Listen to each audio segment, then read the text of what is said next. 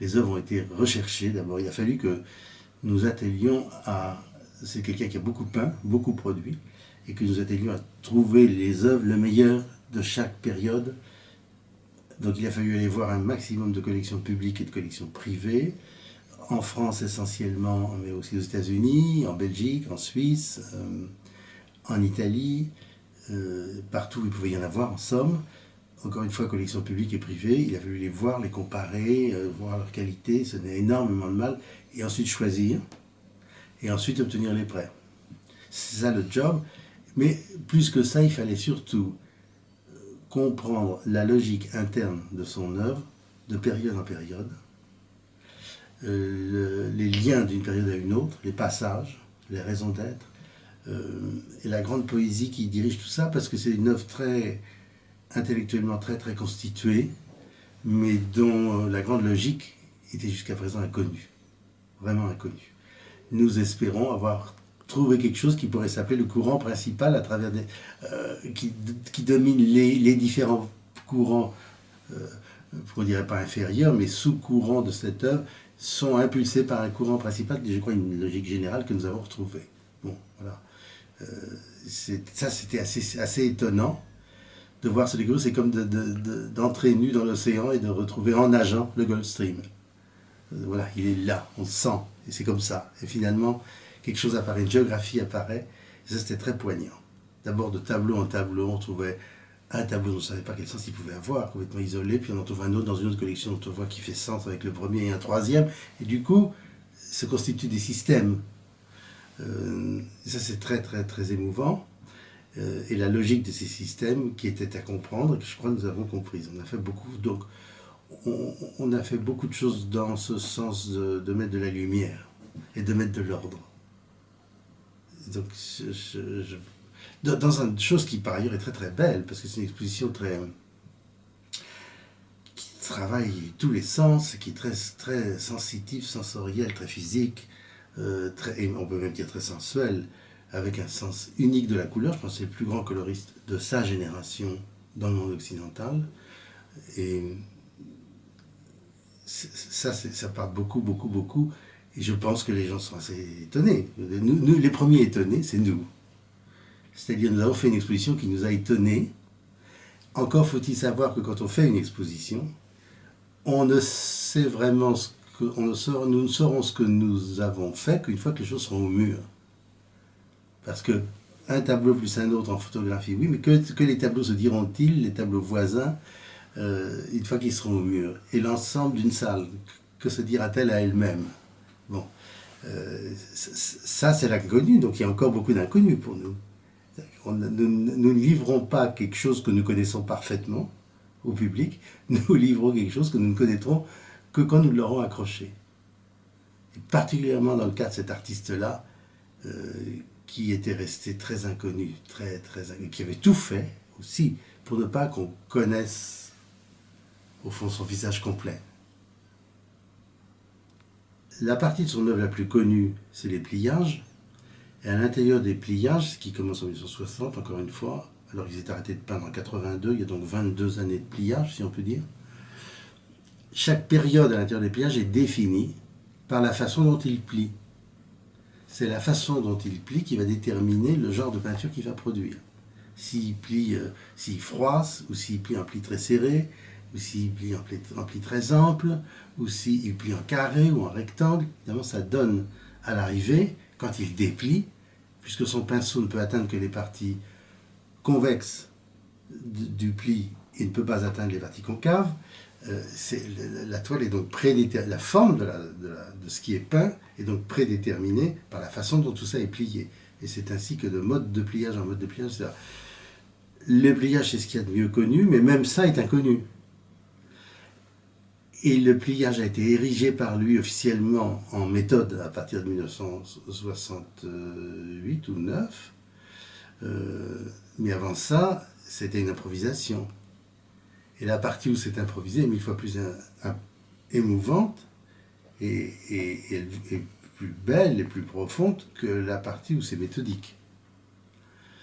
Et bien entendu, la critique s'est emparée de la partie méthodique.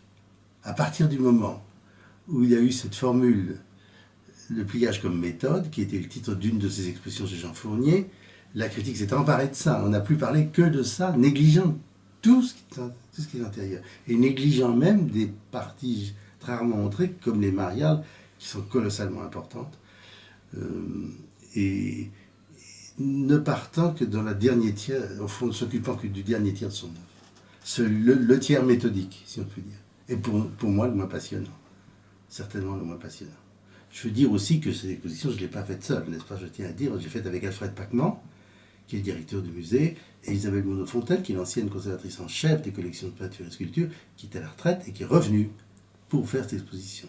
C'est une œuvre puissamment originale, totalement originale. Ce qui n'empêche que il porte en lui, comme au fond tous les grands artistes, une réinterprétation de toute l'histoire de la peinture. Pour revenir en arrière et avant le pliage, par exemple, un exemple absolument majeur, ce qu'il faut que je voudrais souligner là, le premier sommet de l'exposition, c'est la réunion de l'écriture rose et de Agalla Placidia. L'écriture rose appartient aux collections du Musée national d'art moderne au Centre Pompidou. Agalla Placidia a été donnée par lui 10 ans plus tard, ou 20 ans plus tard, au Musée d'art moderne de la ville de Paris. Ces deux tableaux, l'un, écriture rose, a été peint le matin, une année durant, et l'autre, l'après-midi et le soir de la même année. Écriture rose et Agalla Placidia. Ils sont inséparables, et c'est la première fois au monde qu'ils sont réunis. Ils sont l'un et l'autre d'une beauté extrême. Nous les considérons comme des chefs-d'œuvre de l'art occidental de la deuxième moitié du XXe siècle. Et ça sera le premier sommet, ça. Écriture rose est l'absorption jusqu'à l'oubli complet de Jackson Pollock, qui est la figure dominante de toute la première partie de la carrière de Nanterre, par des moyens anti-pollockiens. Autrement dit, il arrive à l'établissement d'une surface d'une grâce ininterrompue, d'une accentuation continue et couvrant tous les points de la surface, d'une égale intensité en tout point, qui sont les grandes données pollockiennes, et il arrive par l'opposé du vaste geste pollockien, il y arrive à la minutie de l'écriture. Donc il fait le tableau le plus pollockien qui soit, avec les moyens les moins pollockiens qu'on puisse penser, la minutie de l'écriture. C'est seulement le travail sur l'exposition qui a permis de comprendre ça. Avant, les toiles d'écriture et de petites touches, écriture rose étant fait à l'écriture, littéralement, et Agalla Placidia avec des petites touches, qui sont la transposition des tessons de mosaïque du mausolée de Agalla Placidia à Ravenne. Il y a toute une série, un groupe de tableaux satellites qui mènent à ça, à petites touches, avec ou sans écriture. Antérieurement à ça, il y a la période gestuelle, qui est induite par Mathieu, poussée par Mathieu, le peintre Mathieu, et sous la grande influence de Jackson Pollock. Mais il fait la peinture de quelqu'un d'autre à ce moment-là. Vraiment, ça se sent. Il commence à ne faire la sienne que quand il quitte tout ça et quand il aborde le travail à petites touches et l'écriture. Et c'est à partir de là, il ne cessera plus d'être un peintre original. Mais ne cessant plus d'être un peintre original, il a quand même totalement conscience, comme tous les grands peintres, de l'ensemble de l'histoire de la peinture qui le précède, allant des fonds d'or des primitifs italiens aux mosaïques de Ravenne, passant par Jackson Pollock, et passant par toute la grande peinture italienne, et la grande peinture allemande, et Dürer. Mais c'est oublié en même temps que c'est constamment présent. C'est-à-dire, tous les grands peintres ont ce sens de ça. Je pense que tous les grands poètes ont le sens de l'histoire de la grande poésie, sous la forme écrite de la grande poésie, et dans leur sang. Nous tous, nous savons, ça nous l'avons. Et cependant, on ne refait pas Arthur Rimbaud, un poète original aujourd'hui, mais il ne peut pas y avoir ignoré Arthur Rimbaud ou Emily Dickinson. Même chose, c'est impossible. On se constitue comme quelqu'un de grand après avoir absorbé les grands. Bon. Quand on passe au pliage, peut-être je suis très confus, mais bon, le premier pliage, c'est les mariales, où il essaye de renouveler son approche de la peinture, c'est-à-dire son approche du monde, son rapport au monde. Il invente un moyen possible pour lui de le faire, celui qui s'impose, c'est de plier sa toile avant de la peindre. Pliant sa toile avant de la peindre, il se prive de la vision du champ à peindre, du champ de peinture, puisqu'il est froissé ou plié. Donc il n'en voit plus qu'une partie, la partie convexe. C'était sa façon de s'aveugler et de se renouveler. Entre 60 et 68, 8 années passent de différents modes de pliage.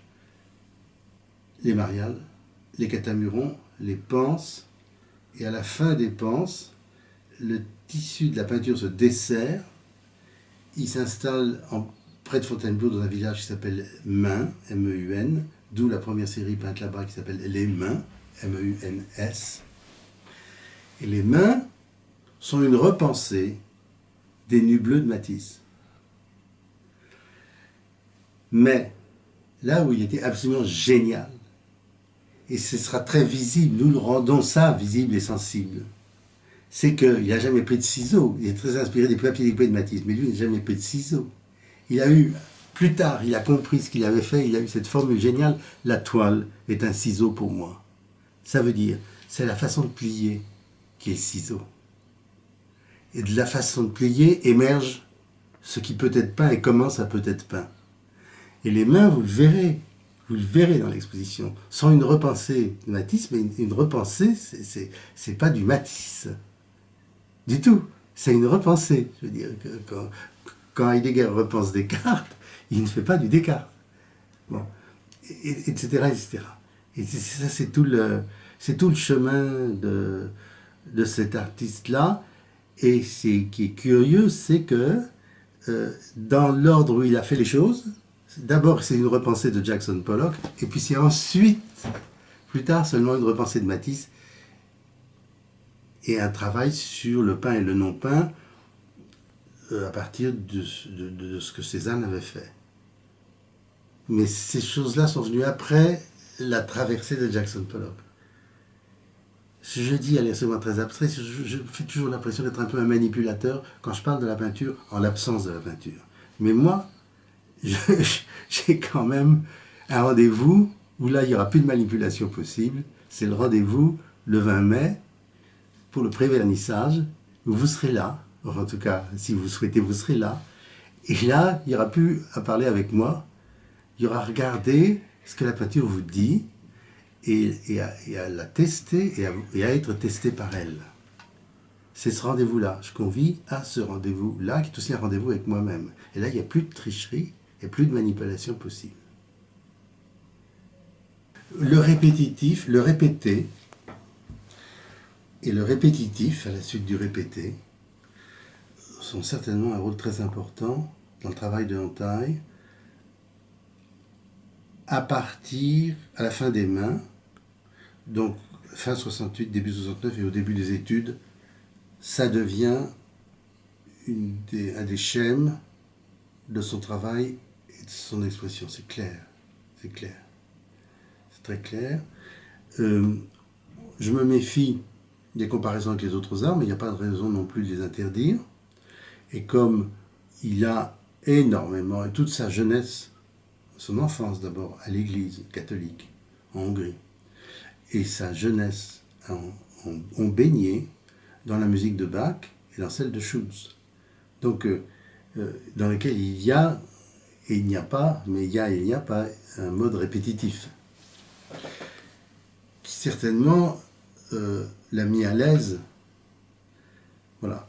À partir de là, on ne peut plus se reposer sur Bach et sur Schulz. On devient seul responsable de ce qu'on fait, et quand on le fait avec un peu trop d'esprit systématique, on risque